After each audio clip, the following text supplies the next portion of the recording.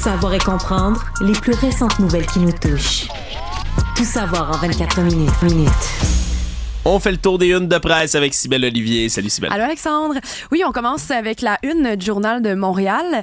Un texte signé Anouk Lebel, des itinérants déplacés d'un quartier à l'autre.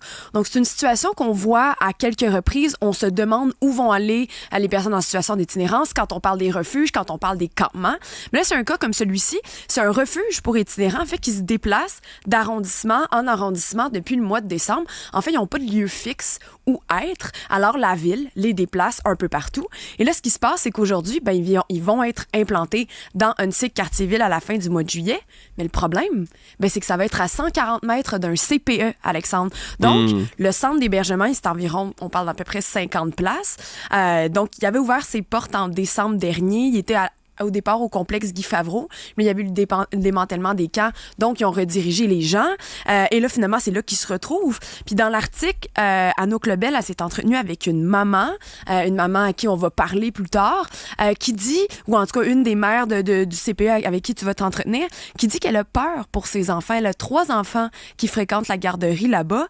Puis elle dit, qu'est-ce qu'ils vont voir, ces enfants-là? De quoi ils vont-ils être témoins? Il y a le Michel Desrochers, qui est le directeur général de l'établissement là-bas au CPE. Il dit que la décision, en fait, on l'a su une fois que la décision a été prise. Encore une fois, un manque de consultation. Donc, la maman est inquiète. Le refuge va s'installer. Puis là, on se dit, pourquoi, encore une fois, près des enfants, Alexandre? C'est une bonne question. En même temps, la réponse avait déjà été fournie en partie par Mylène Drouin, la directrice de la santé publique de Montréal, qui, elle, disait installer à Montréal un centre pour itinérants qui n'est pas, mettons, vraiment loin des endroits où ils se tiennent. On peut pas faire ça à plus de 100 mètres ou presque d'un CPE, d'une garderie ou d'une école. Elle dit, il y en a à grandeur du territoire. C'est presque impossible de pas être à moins de 100 mètres de ça. En même temps, je veux dire, le problème, on dirait que c'est toujours le même, c'est qu'on fait des déménagements après déménagement après déménagement en espérant là, que la recette, cette fois-ci, ça prenne, que là, tout fonctionne, la cohabitation se passe bien, puis qu'il n'y a pas de problème avec les enfants. Le problème, c'est qu'il y en a à chaque fois. Ouais. À chaque fois qu'il y a un centre comme ça qui déménage. Puis surtout, le deuxième problème, c'est qu'on ne consulte pas les populations qui sont sur place. On dit qu'on le fait. La ville arrête pas de le dire. Oui, on rencontre les citoyens. Non, on va être clair. Ils consultent pas. Et oui, ils rencontrent les citoyens. Ils vont aller les voir quand la décision est prise, puis ça s'en vient, puis c'est installé. C'est ça qu'ils font à chaque fois. Vous êtes devant le fait accompli, nous aimerions entendre vos commentaires. On veut pas de ça, on a peur de nos enfants. C'est noté, mais malheureusement, la décision est déjà prise. Bonne journée. C'est ça que la ville a fait à chaque fois. Puis ça, c'est un mensonge de dire qu'ils s'en vont consulter la population, parce que dans presque tous les cas, il y a des témoignages de gens qui disent dans notre quartier, on s'est fait mettre devant ça, puis là, on va être obligé de prendre ça dans nos mains puis d'engager des poursuites. Et on en a parlé ici à plusieurs reprises, notamment et surtout dans l'émission de Benoît Dutrisac. Donc, je te rappelle un peu des noms qui vont sûrement te sonner une cloche. Le CPE Petit Palais, dans le quartier chinois, qui sont venus parler à plusieurs reprises. Un père qui a fait des cris du cœur, la directrice et des éducatrices qui sont venues nous dire, là, c'est que les personnes alentours viennent près du CPE, à côté des clôtures, fument du crack à côté des enfants. Il y a des scènes de nudité. Il y a des aiguilles qu'on retrouve par terre, ce qui fait que là, après ça, les enfants voient leur temps réduit à l'extérieur pour profiter, pour aller dehors. Ça, c'en est un exemple. Après ça, il y a l'école Victor Rousselot, à côté de la maison Benoît Labre. Là, OK, on peut leur donner à eux. Il y a eu des discussions. On a consulté les citoyens. En fait, on a consulté. Exactement comme tu dis, on leur a dit, voici ce qu'on va faire. Venez nous poser vos questions. Mais encore là, c'était pas, qu'est-ce que vous en pensez? On va faire un vote. Si ça vous tente pas, on le fera pas. On y a essayé de faire une bonne collaboration et ça s'est pas vraiment bien passé. Et récemment, à Longueuil, tout près d'une école primaire, encore une fois, le campement, à peu près, on parle de 15 à 20 tentes, il y a des sans-abri qui viennent voler dans les cours des gens, qui revendent même ce qu'ils volent à d'autres personnes, qui les amènent au pawn shop. T'sais, c'est ça que ça apporte, cette cohabitation-là, puis elle est difficile. Donc là, encore une fois, on a un exemple comme ça qui va se dérouler dans Huntsic Quartier-Ville. Et là, la Ville de Montréal n'a pas voulu s'entretenir avec Anouk Lebel pour parler de ça, mais l'attaché de presse a dit « On souhaite d'abord avoir une discussion avec les citoyens avant de commenter ». Comment ça, c'est pas déjà fait? Ouais, c'est ça. C'est encore une fois la question. Comment ça se fait que c'est pas déjà fait? Comment ça se fait que vous apprenez pas de vos erreurs? Là, il est déplacé jusque-là. Qu'est-ce qui va se passer dans ces quartiers-ville? Ils vont l'implanter une couple de mois. Tout le monde va chialer. Tout le monde va dire ça se peut pas. On va avoir plein d'événements qui vont être rapportés. On va trouver des vidéos sur le web. Il va y avoir des photos qui vont être prises. Et là, on va se rendre compte que ça n'a pas de bon sens. La ville va dire écoutez, il y a un phénomène de ne pas dans notre cours. Les gens ne veulent pas recevoir ces centres. Il va falloir le bouger. Là, ils vont réagir. Puis ils vont commenter à la nouvelle. Puis parler aux journalistes. Puis à la population. Quand tout ça, la saga va être faite. Pour genre la 5e fois. C'est ça qui est vraiment, vraiment frustrant. Tu sais? C'est vraiment frustrant. La folie, c'est de réessayer la même chose encore et encore en espérant un résultat différent. Et en même temps, évidemment, on se dit, mais oui, mais on les met où? Puis on fait quoi? Ça, c'est la partie dans laquelle je dédouane la ville de ça. C'est que le problème est tellement compliqué. Je dis pas que c'est facile de le régler, puis c'est pas le genre de dossier sur lequel je suis comme, ben oui, c'est évident à la ville que c'est ça que vous devez faire. Non, il y a rien d'évident quand on parle d'itinérance. C'est un problème en ce moment qui touche presque toutes les grandes villes en Amérique du Nord. On n'est pas les seuls à Montréal à se retrouver dans cette situation-là. La dope dans les rues, plus bien de la dope là, au lieu de la drogue, là, parce que, tu sais, parce qu'elle est coupée, parce que c'est sale, parce que ça... On voit les gens pliés en 4...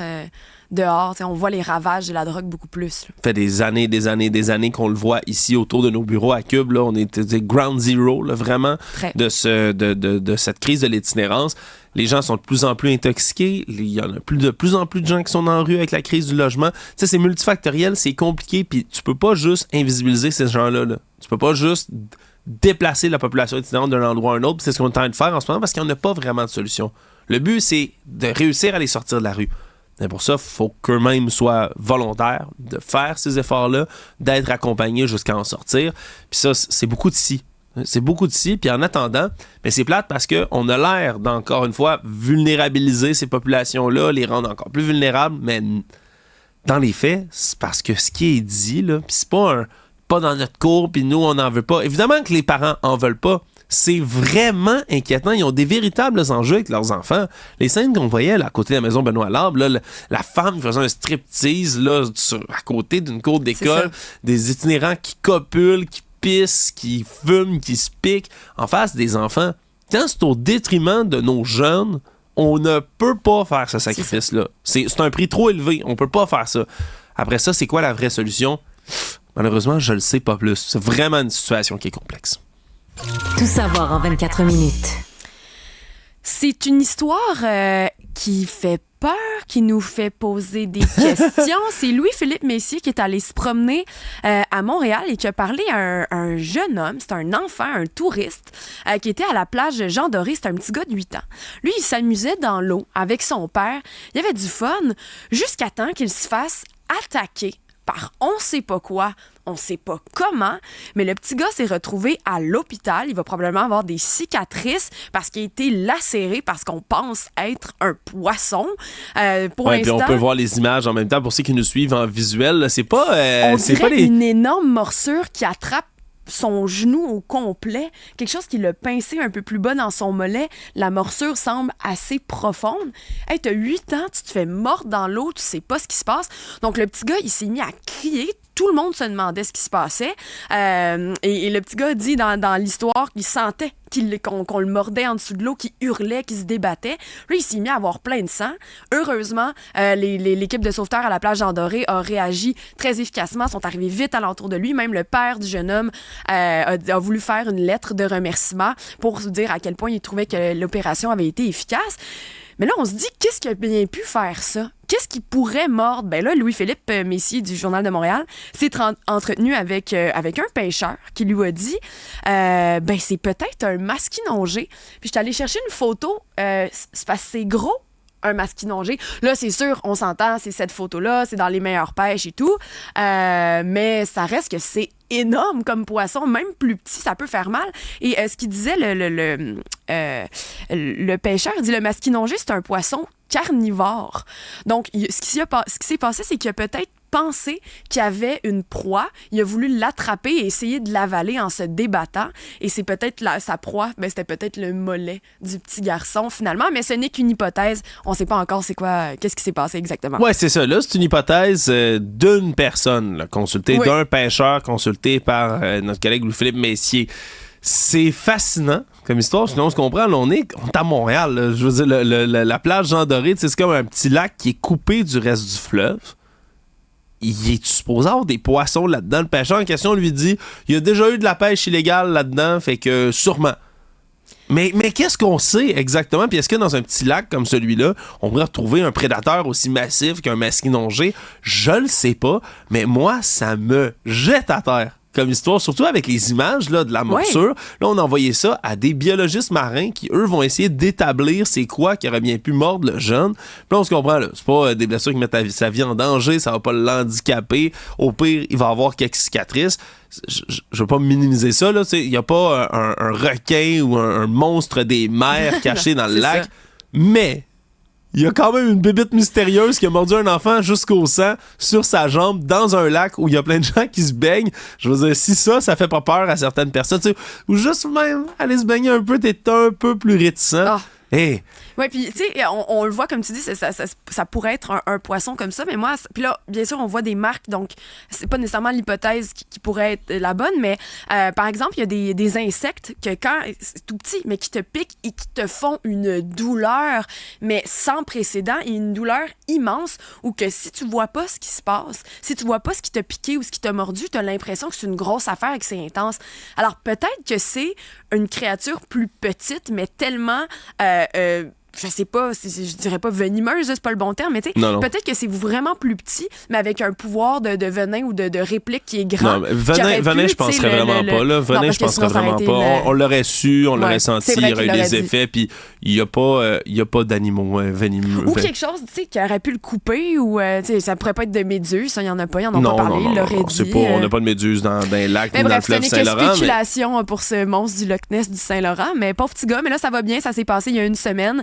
Maintenant, il est rétabli, mais c'est toute une frousse qu'il y a eu à la plage Jean Doré la semaine passée. Tout savoir en 24 minutes. À la une de la presse, maintenant, un texte d'Ariane Kroll.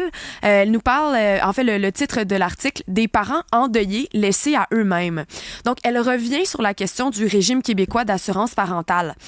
Puis, ce qu'elle fait, c'est qu'elle nous raconte une histoire qui est assez triste. Elle nous parle d'un jeune couple, Justine Couture et son conjoint Gabriel Trudeau. Eux, ils ont perdu leur petite fille de Barbara à peu près à la 18e semaine de grossesse. Donc, les parents, à partir de ce moment-là, évidemment, sont dans un deuil immense et ils ont voulu avoir de l'aide financière de la part du régime québécois d'assurance parentale. Ils veulent amortir le choc, prendre des vacances du travail, évidemment, vivre leur deuil. Mais c'est impossible. Pourquoi? Mais parce que il faut absolument que ce soit 19 semaines de compléter pour toucher au régime de prestation de parentalité. Okay. Il est à combien, ça? Il était à 18 semaines. Donc, à peu près à moins de 2 semaines pour avoir terminé la 19e semaine, là, le régime aurait dit « Oui, parfait, vous allez toucher les prestations ». Mais étant donné qu'il était à la 18e semaine, là, ils sont en train de se battre pour essayer d'avoir cet argent-là. Mais là, c'est un jeune couple qui viennent de perdre un enfant, puis la maman a dit, Madame Couture dit, moi, tu sais, j'ai accouché à 18 semaines, pour moi, il n'y en a pas de différence là, entre 18 et 19. Je le sentais, mon bébé bouger. Je sentais la vie en moi, puis pour une semaine, là, on m'impose comme ça un stress financier.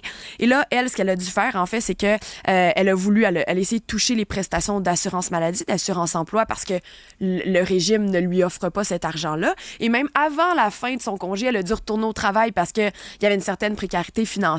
Elle a un autre enfant, une autre petite fille de 2 ans. Son conjoint, c'est la même chose. Puis ça m'a vraiment... c'est venu me chercher dans le texte comme citation. Le père, il dit, tu sais, retourner au bureau puis aller chercher les cendres de ton enfant le soir avec ta conjointe, c'est inhumain. Puis c'est ce qu'ils sont en train de vivre. Alors, comment ça se fait qu'un couple comme ça soit en train de se battre? Et tout ça, Alexandre, dans un contexte, je le rappelle, de surplus du régime de parentalité. C'est le fonds d'assurance parentale, on l'a appris fin juin, il va bientôt frôler les 1 milliard de dollars. Donc, on se dit comment ça se fait que de l'argent dort et que des parents vivent un deuil comme ça, inhumain et que personne ne devrait vivre et qui sont pas capables d'aller chercher l'argent. Ben c'est ce que nous présente le texte en une de la presse, qui nous fait réfléchir en fait sur à quoi sert l'argent finalement. Ouais, c'est une bonne question. En même temps, tu sais, ce qui est difficile, c'est que dans des programmes comme celui-là, t'es obligé de mettre une limite, là, quelque part. Tu coches les cases. Exact. T'es forcé de tu sais, est où la ligne? T'sais, où est la ligne? Où est la limite? faut que tu donnes quand même un nombre de semaines. Tu sais, c'est pas mur à mur. Il y a donc une limite. Là, on se comprend, les autres sont sur le bord. Est-ce qu'on aurait pu être flexible un instant? Ouh, c'est dur, là. Ça, demander là, d'être flexible à n'importe quel organisme gouvernemental comme celui-là, ouh, là, hey, s'adapter, être flexible, réagir sur le vif, s'adapter à une situation. Les fonctionnaires sont pas bons là-dedans. Là. Ça, c'est pas notre grande force au Québec. Ce qui est malheureux. Parce que tu le dis, il y a des surplus. On devrait être capable de dire comme, hey, les fonctionnaires, regarde, habituellement, c'est 19, on comprend votre peine, vous étiez juste à côté. On va dire que c'était 19, on vous donne ça, bing bang, on passe à un autre appel. Ils auraient pu faire ça. Ils l'ont pas fait. Ils sont quand même dans leur droit. Là. C'est dommage, c'est vraiment dommage, mais c'est quand même, en ce moment, quelque chose qui est normal. Là. Les règles du jeu sont établies comme ça. Puis on est censé jouer à l'intérieur de ces règles-là.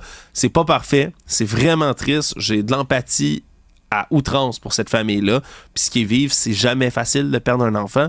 En même temps, c'est comme, c'est clair dans les règles que c'est 19 semaines. C'est vraiment, vraiment plate. Oui, mais il y a des experts qui justement se prononçaient dans le texte à ce sujet-là, dont une en particulier, Madame de Montigny, qui, elle, travaille dans le deuil périnatal depuis longtemps. Elle travaille comme professeure à l'Université du Québec en Outaouais. Puis elle dit qu'il y a un mouvement international pour reconnaître les décès périnataux, qu'ils soient précoces ou tardifs. Donc, le Québec est dans une très bonne position pour peut-être revoir justement son programme. Et si on a de l'argent, étant donné qu'on, je le rappelle, on en a plus parce qu'il y a moins de naissances, pourquoi pas élargir alors le programme et le reculer un peu de quelques semaines. Comme ça, plus de personnes vont pouvoir y avoir accès et des gens comme eux, malheureusement, pourraient avoir un peu cette léger baume au cœur qui peut au moins leur donner une tranquillité d'esprit pour quelques temps, pour le temps de faire leur deuil. Tout savoir en 24 minutes. Alors, en terminant, Alexandre, je veux qu'on revienne sur l'ouragan Beryl qui est en train de s'acharner sur la Jamaïque. Jusqu'à présent, c'est 7 personnes qui ont perdu la vie. C'est énorme ce qui se passe là-bas. C'est même en train de devenir un ouragan qui fait bien parler les météorologues, puis on va y revenir. Gilles Brignard parlait hier, il est étonné de voir l'ampleur de cet ouragan-là, ou du moins quelques-unes de ses caractéristiques. Donc, on parle de vents, là, présentement, c'est des vents de plus de 225 km/h, mais hier, on parlait de vents de 270 km/h. C'était un catégorie 5 qui s'est finalement transformé en catégorie 4. Voilà. Hey, 270, là, c'est du vent, hein, s'il vous plaît. Puis là, c'est pas une tornade hein, où ça passe, c'est là comme 5 minutes, puis on n'en parle plus. Là. Quand c'est au-dessus de ta tête, là, pendant plus de 24 heures dehors, ça souffle à 270. Là. Et la pluie, avec ça, 300 mm de pluie qui crache de partout. Donc, c'est très destructeur, c'est pas un euphémisme de le dire comme ça. Donc bref, Gilles Brignard était en entrevue hier avec Marianne Lapierre, puis il disait que l'ouragan Beryl, en fait, serait en train de battre des records de 2005, où c'est une année où il y avait eu beaucoup d'ouragans, dont Katrina en Nouvelle-Orléans, puis il dit, en fait, c'est Beryl, c'est parce que c'est le premier de la saison. Il a rapidement atteint une catégorie 5, il va vite. Donc, il était en entrevue hier, puis il expliquait un peu pourquoi il considère que c'est un ouragan qui est particulier. On l'écoute. Ouragan. Et c'est pas tellement son intensification rapide qui surprend que c'est la région où l'ouragan s'est développé. On l'a vu se développer en catégorie 4 en plein milieu de l'Atlantique, au sud de l'Atlantique tropical, dans une région d'habitude où l'eau est un peu tiède, si on veut, à ce temps-ci de l'année, pas aussi chaude qu'elle va l'être là en début septembre. Une région aussi qui connaît beaucoup de poussières océaniques, des poussières souvent qui viennent de l'Afrique, hein, qui s'amènent jusqu'en Floride souvent. Donc ça réduit d'habitude là, la formation des ouragans, mais ça n'a pas empêché l'ouragan Beryl d'atteindre là des vitesses de vent de 225 km/h. Là, présentement, l'ouragan touche la Jamaïque. Là, il passe juste au sud. La dernière position, à 14 heures cet après-midi, c'était 70 km au sud de Kingston, la capitale de la Jamaïque. Donc, c'est un ouragan là, qui est très destructeur, qui va passer quand même rapidement. C'est peut-être ça l'avantage actuellement. Un ouragan qui est très rapide. Il se déplace vers l'ouest à 30 km/h, ce qui est assez vite pour un ouragan. Donc voilà, puis pour donner juste un ordre de grandeur, Alexandre, au Québec, quand on parle d'orage violent, tu sais, quand on fait des alertes qu'on reçoit sur nos téléphones cellulaires, c'est quand les vents soufflent à plus de 60 km/h avec des rafales à 90 km/h. Des rafales, il y en a eu avec l'ouragan Beryl à 270 km/h. Donc, évidemment, c'est pas mal, c'est énorme. Et même des ouragans comme ça, peut-être pas celui-là, mais il y en a eu d'autres avant qui sont si puissants et de plus en plus puissants que les experts sont en train de déterminer si on devrait pas faire une catégorie 6. Wow.